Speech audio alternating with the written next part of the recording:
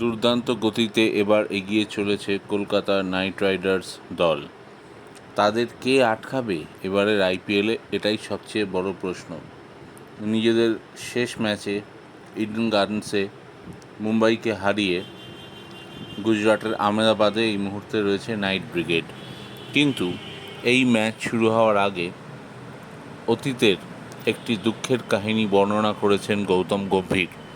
গম্ভীর বলেছেন, কলকাতার হয়ে তিনি 2012 এবং 2014 সালে আইপিএল চ্যাম্পিয়ন হয়েছিলেন, ঠিক কথা, কিন্তু তার সবচেয়ে বড় দুঃখ সূর্যকুমার যাদবকে ছেড়ে দেওয়া। 2014 সালে দ্বিতীয়বার যখন কেকেআর চ্যাম্পিয়ন হয়, সেই দলের অন্যতম ক্রিকেটার ছিলেন সূর্যকুমার যাদব। গম্ভীরই তাকে পছন্দ করে কলকাতায় নিয়ে এসেছিলেন। 2017 পর্যন্ত 54 ম্যাচে সূর্য নাইট রাইডার্স জার্সিতে 608 রান করেছিলেন। সেই সময় যদিও সূর্য একটু লোয়ার ডাউন দ্য অর্ডারে ব্যাট করতেন, সেই নিয়ে গম্ভীর আজও আফসোস করেন, কারণ তিনি নাকি সূর্যের সেরাটুকু বের করার সুযোগ পাননি। নাইট মেন্টর বলেন, একজন নেতার দায়িত্ব হলো প্রতিভা খুঁজে নিয়ে বিশ্বের দরবারে তুলে ধরা। আমার 7 বছরের নেতৃত্বে একটাই আফসোস আছে, আমি বা কেকেআরের কেউ কখনোই আসলে সূর্যকুমারের প্রকৃত ক্ষমতা বুঝতে পারিনি।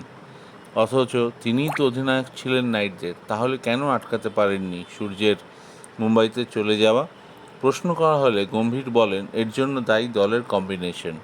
একজন নেতা হিসেবে আমার দায়িত্ব ছিল 10 জনের সেরাটুকু নিয়ে আসা। আসলে সেই সময় দুর্দান্ত ফর্মে ছিলেন রবিন উত্তাপ্পা, ইউসুফ পাঠানরা।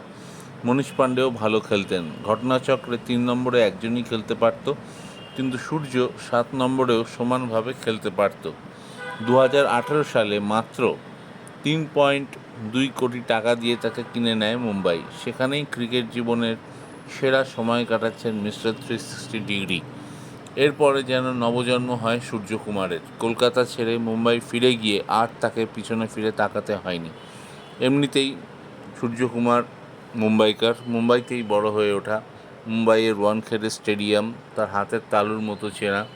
এরপর রোহিত শর্মার নেতৃত্বে সূর্যকুমার বছরের পর বছর নিজেকে প্রমাণ করেছেন তিনি যে দেশের সেরা টি-20 ব্যাটার এবং কিছু জায়গায় রোহিত শর্মা এবং বিরাট কোহলিকেও ছাপিয়ে যেতে পারেন, সেটা প্রমাণিত। টি-20 বিশ্বকাপেও খেলেছেন।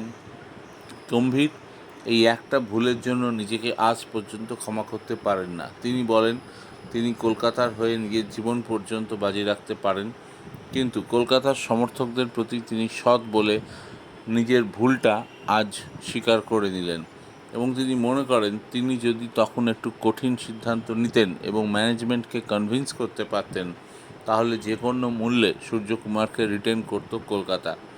তবে আগামী দিনে এরমটা যে হবে না এমন গ্যারান্টি নেই।